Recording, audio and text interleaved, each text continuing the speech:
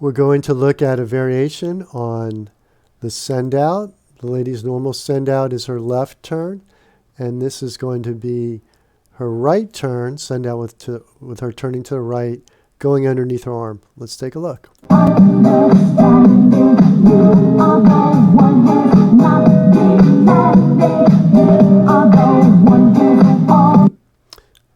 So the first one she's going to do, she's going to come out and turn left. That's her normal send out. And the second one, she's going to come out and turn right. Let's look again. See there, she turned to her left. And the things that we care about the most, she stays on her line, gets her head around to look back at where she came. She's not looking at the leader. And she's just doing her normal left turn. Now, here she does her rock step, and she's going to go under the arm, but she's going to turn to her right. The arms are incidental to what she's doing. What we care about is turning left or turning right. So let's take a look at that. So she steps on her right foot, and she's turning right. So when she turns to her left, she turns on her left foot, ideally. She gets early enough. And when she turns right, she's going to turn on her right foot. So this is good. She's turning right at the right time. And she stays on her line, looks back the other way.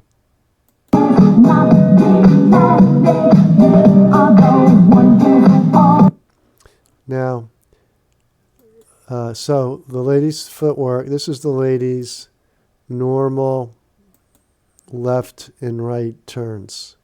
So level 1, the lady turns left, or the lady turns right 180 degrees. And let's look at her right turn to examine just. Now, what we don't want you to do is go under this arm, come out over here, and look back at the leader. So this is a mistake that happens all the time in swing dancing too, and other dances. The ladies make the mistake of not staying on their line, but turning around and facing the leader. So your turns are 180 degree turns. In other words, you turn halfway around on each step, and you stay on your line. There. So she's going to turn halfway around and go backwards, staying on her line. But the mistake that we see all the time is instead of her going there, she comes out over here. She's going to take that foot, put it over here, and then she's going to look around to see where her leader is and face her leader. Don't do that. We don't want that. That's what we want. That's good. So she turned around. Her leader's not on her line. He stayed off her line. And she's not going to turn and look at him. She's going to turn and look back down her line. And the reason is because he's keeping the connection. See, he's using this arm to keep the connection out in front of her. If he wants her to look at him, he needs to move the connection that away to rotate her hip to look at him. But we don't want that. That's not what he wants now, in this case. He wants to keep her on her line, and he's going to stay on the rail. So the ladies dance in the middle of the track. The men dance on the rails. And we don't want the ladies turning and looking at the guy on the rail. We want her to stay in the middle of her track. Now, the leader could rotate this line in any place he wanted throughout the dance. Whatever direction the line is facing, even if it's on a diagonal, that's the way she would go and stay on that line at the time. Okay, so that was the ladies' footwork. This is a simple variation. Now let's look at the men's footwork.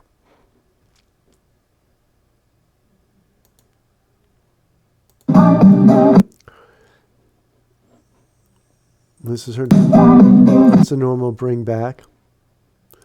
He's going to go 0-1, and he's not going to come in front of her, which he could do. That's your normal send-out footwork, right? Your normal send-out footwork is 1, and then he crosses in front on 2, and then together on 3. That's your normal send-out footwork. But this case, he's going to stay on the side. So he does 1, 2. Well, he can cross in front. That's okay. But he's staying on the rail over here. 3. So he's on the rail. And then his normal bring back footwork is the same, which is just change places, but starting on the rail. And once again, let's look at the send out footwork. 1, 2 together, so instead he doesn't have to cross over. He can bring them together because he's staying on the rail. 3.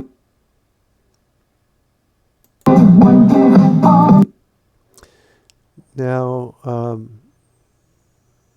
that's actually a little interesting, worth our looking at that again.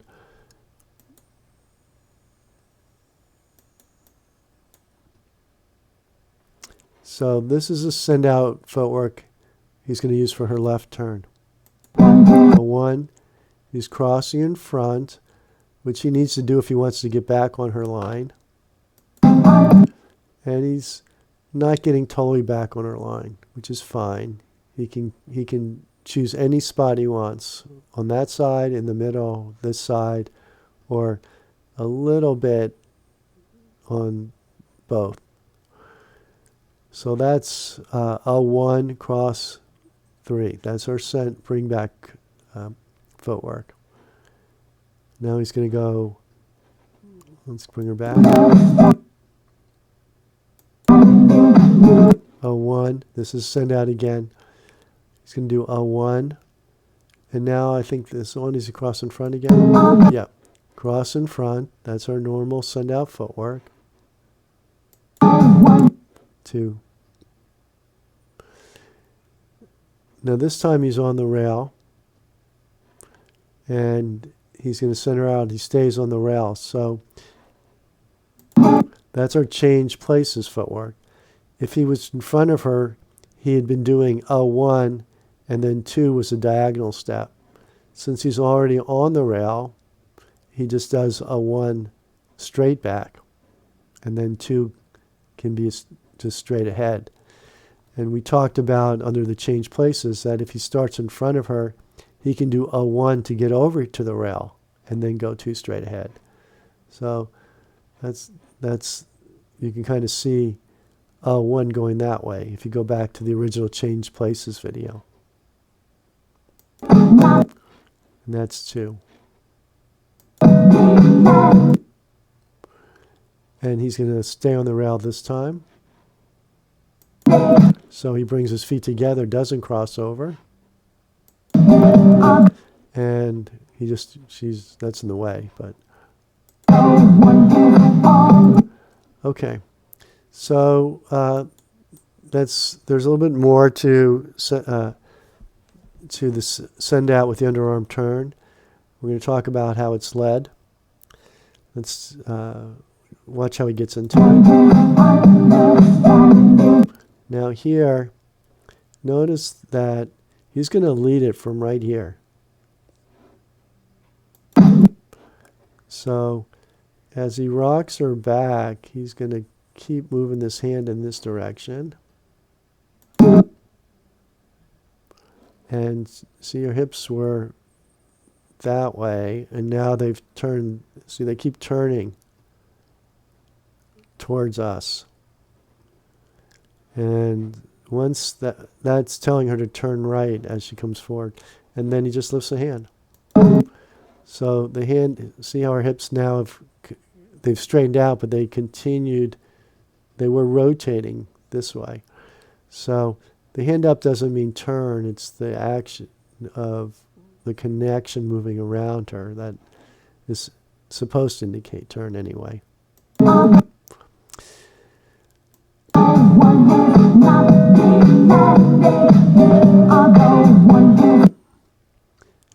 Now, let's look at there's a couple more things to look at here.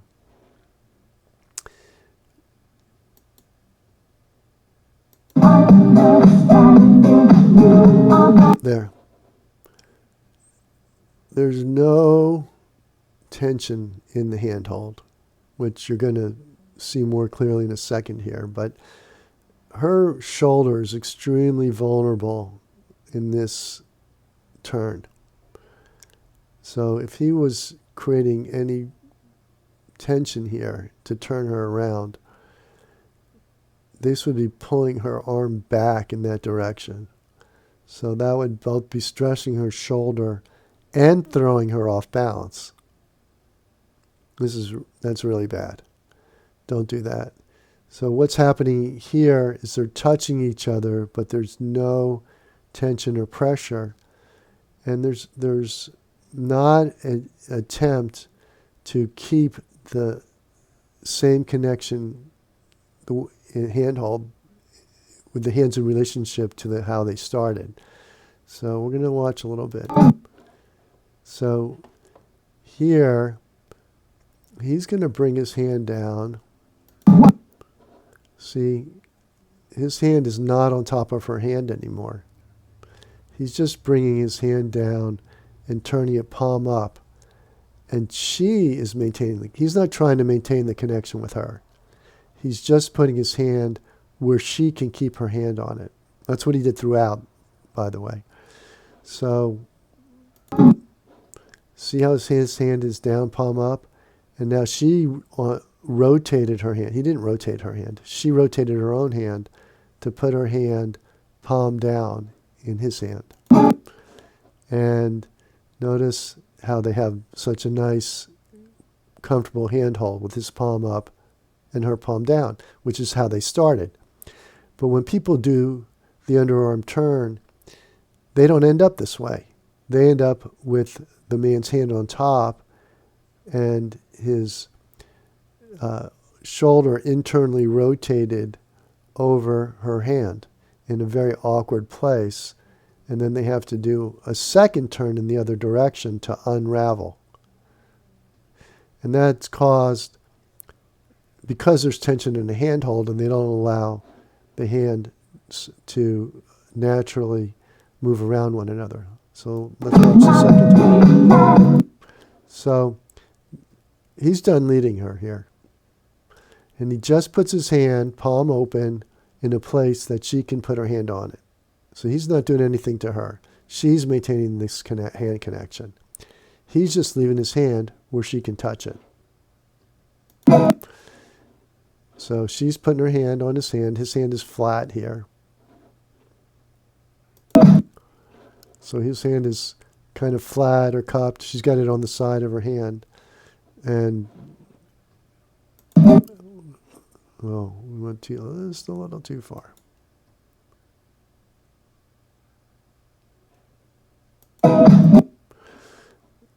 See, as she goes underneath, this hand is right over her head. That's because he's got long arms and he can reach that far. If he was a little shorter and his arms weren't so long, he might have to get closer to her. But this is where you want the hand direct so she can reach straight up and doesn't have to reach around to get her hand over her head when she goes underneath. Again, his handhold, she's maintaining the connection, not him. And he's opened his hand so that her hand can just slide around in it. She's doing that, bending her wrist back to keep touching his hand with her outside two fingers here. Is actually what's happening. His hand is almost vertical because he's turning it over. But she can roll her hand around in his hand any way she feels comfortable.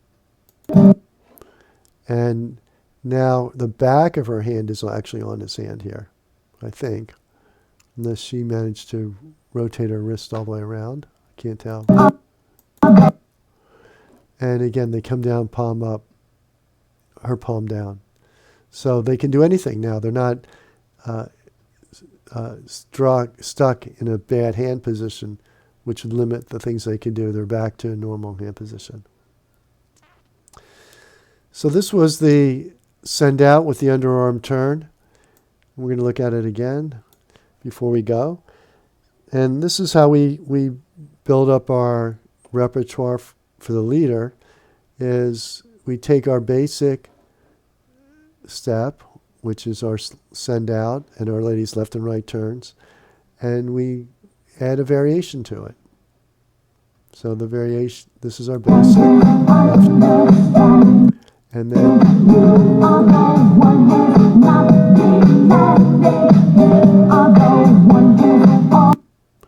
okay.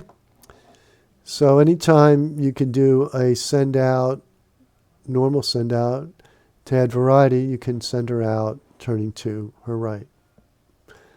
After this, we're going to look at the crossbody lead.